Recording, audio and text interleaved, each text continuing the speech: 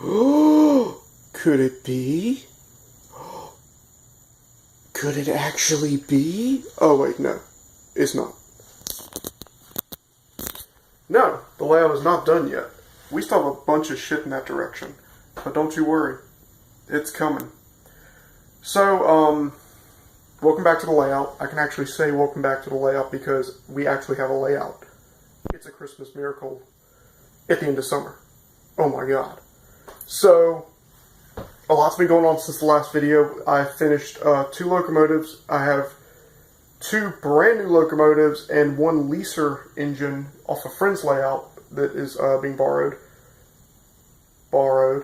And some new rolling stock. So let's get into this video, shall we? So, here's some of the layout. This is the downtown Montgomery section that I originally talked about. Yes, as a complete structure. That is Whitfield Foods. That came off of a buddy's old layout.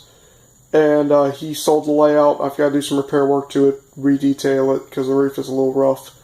But clean it up a little, you know, this and that. But I really like the structure. It's some kind of Kip-Ash Walters building. Really skinny, which is really kind of cool looking. But it will receive box cars and ADM tankers. Now, as you can see, the track ends here. Well, in all reality, it's going to end probably about here. So an ADM car can go and fill corn syrup here at the facility. And, you know, that's just, you know, just so everyone knows what's going on there. We're going to start here. This is the main starting point for the whole layout. This is the Montgomery switch. This is a number 8. Yeah, you heard me correctly. A number 8. Here's my hand. My hand's huge. That is a big old switch. This is a number 8 curb turnout on a 36 degree radius on the outer. The inner is something like 35 degrees or something like that, if I'm remembering my Walters or Shinohara right. All the switches are Shinohara. I got a box of flex, box of cork, we'll cover that in a second, and a DCC system. So here, this is going to be Hunter Yard. No, that switch lead will not be there. I'm just kind of getting a feel for what I need.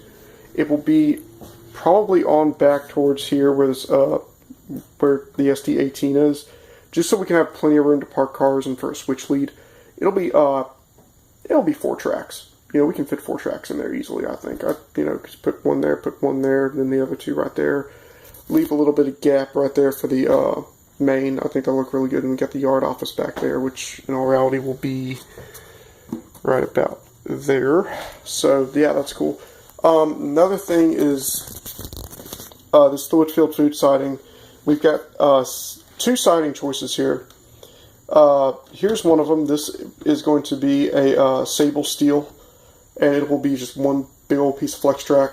It will actually end right here at the end of the layout, and that'll be a really cool piece. I'm really looking forward to that. Then there'll be a superstructure right here, a warehouse piece where you know, they keep all the more valuable scrap parts in.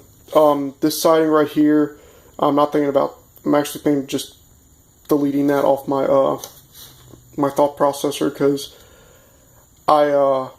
this switch lead right here goes into the MR-MX interchange, and it snakes all the way back there. And that's my buddy Montana's railroad. MR-MX will have a SD40-2 and an SD70 Ace or a Jeep 38 running on his line.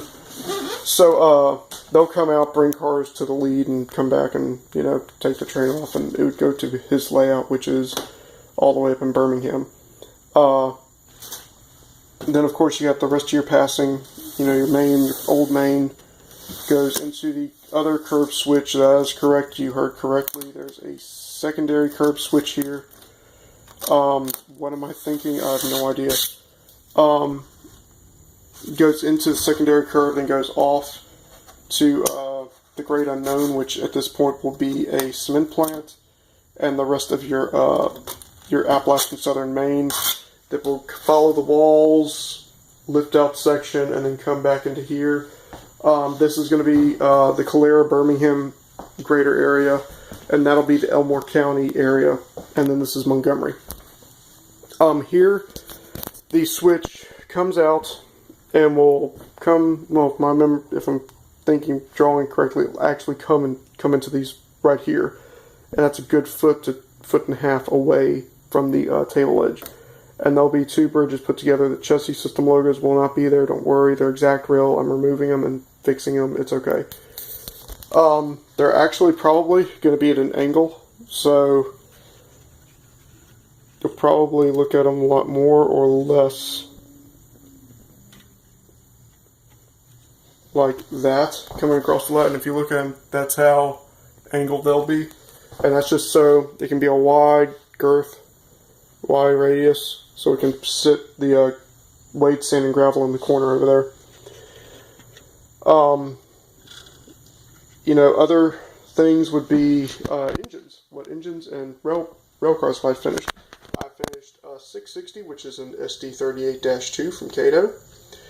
I got a Blueford Shops transfer caboose and redecaled it into Appalachian Southern number 12 and put the conspiracy striping on it and the redecaled data plate. I finished AS number 778, which is an SD40-2 mid-production, and it's got the Operation Lifesaver logo. And then last but not least, I'm going to save these for, I do mean last but not least because this is, well, obviously the last thing here. Thank you, Dalton. I do stutter in these videos and ramble on. Jesus Christ. Okay. These are Athearn RTR Pelham Leasing or HLCX SD40T-2s. Athearn did two numbers. They did 6112 and 6152. They only did one run of these. I own both numbers. 6112 is a standard nose, and then 6152 is a snoof nose. And the detail in these surpasses any other RTR product I've ever owned. They came out of the box looking this epic. As we can see here, they have SP light packages still installed. Don't know if you can see them, so I'm unhook them here. They actually have SP light packages back here, which look, or Denver Rio Grande. I think these are ex-Denver Rio Grandes. That looks amazing. They both have the correct prototypical horns, which is also really badass. Sinclair antennas, AC units, cut lever, air hoses, everything you would want in a model besides ditch lights. I will be adding ditch lights to these because they deserve it, and I'll give them a slight underframe weathering. Will I be getting rid of these engines? Fat chance in hell. Appalachian Southern, these are on extreme long-term lease. Not as extreme as the NREX engine, but, as you can see, because I do own 3 tunnel motors now. I am a fan of the tunnel motors, especially the X-Union Pacifics. I like them. So, yeah, I will not be getting rid of any of my tunnel motors anytime soon. So, yeah. They have the anti-climbers. This is cool because this one has the white stripe and this one has the conspiracy tape with the red ends. So, I mean, the fact that they look totally different but yet they're the same engine is what caught my eye. And I really like that. Other news, Athearn, I gotta say, you're stepping up your game. I did get 2 of the FMC hoppers. I got the CP and I got the Furex. And I gotta say, you guys did a great job on these. Awesome. Other thing is I finished a Tropicana car from Intermountain using Smokebox Graphics decals. And believe it or not, the entire car has been decaled. Besides a wash, that's all it's been done. So, my hat's off to you, Smokebox Graphic. Awesome job. Thank you. That's really the only update I have for now, guys.